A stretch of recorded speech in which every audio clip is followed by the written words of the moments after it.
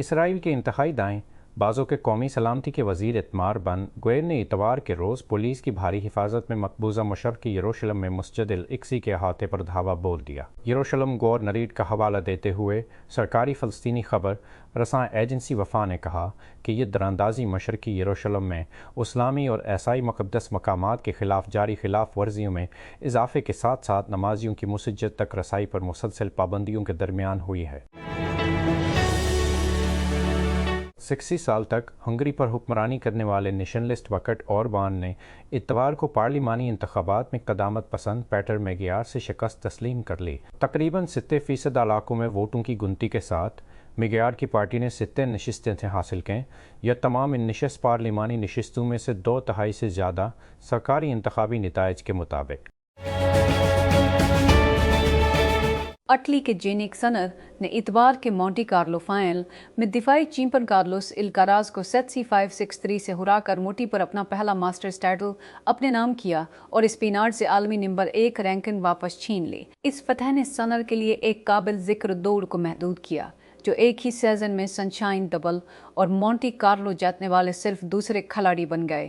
یہ کارنامہ اس سے قبل 2005 میں نواک جوکووچ نے حاصل کیا تھا۔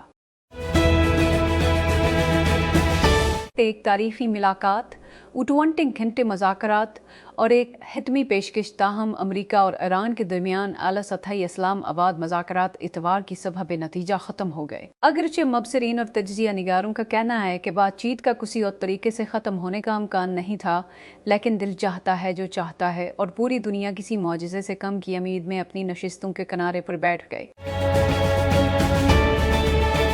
ہسپانوی پبلک براڈکاسٹر ٹی وی نے رپورٹ کیا، فریڈم فلوٹیلا کوارڈینیٹر کے مطابق گلوبل سمٹ فلوٹیلا اتوار کو بارسلونا سے علامتی طور پر غزہ کے لیے روانہ ہوا، لیکن موسم کی خراب صورتحال کی وجہ سے بین الاقوامی پانیوں میں اس کی روانگی میں تاخیر ہوئے۔ موسمی حالات کی وجہ سے ہمارا مشن آج اس بندرگاہ سے روانہ ہوگا، لیکن بین الاقوامی پانیوں کی طرف سفر نہیں کرے گا کیونکہ ہم آج یہ سفر محفوظ طریقے سے نہیں کر سکتے، تھیاگو اویلا نے کہا۔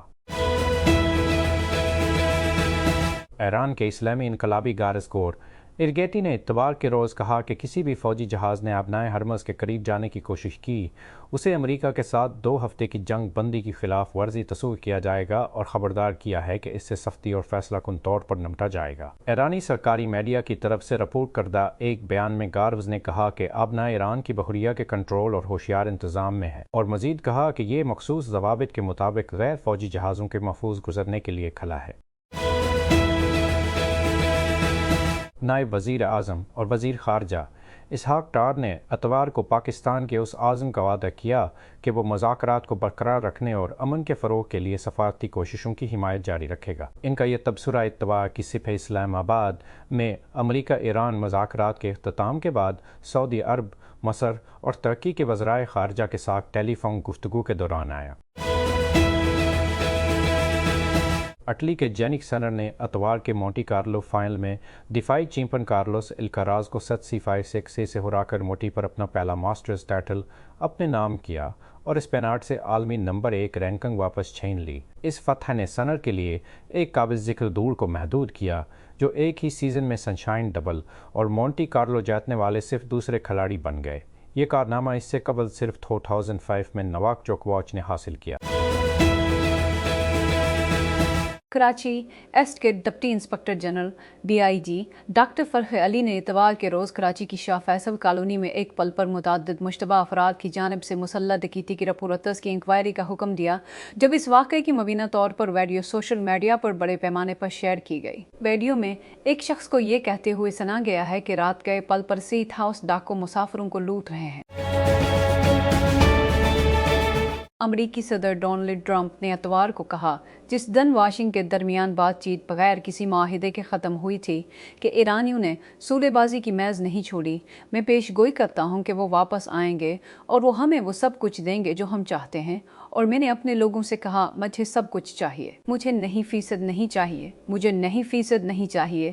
میں نے ان سے کہا مجھے سب کچھ چاہیے۔ ان کے پاس کوئی کارڈ نہیں ہے۔ انہیں فاکس نیوز کے شو سنڈے مارننگ فیوچرز ود ماریا بارٹیرومو میں ایک فون انٹرویو کے دوران کہا۔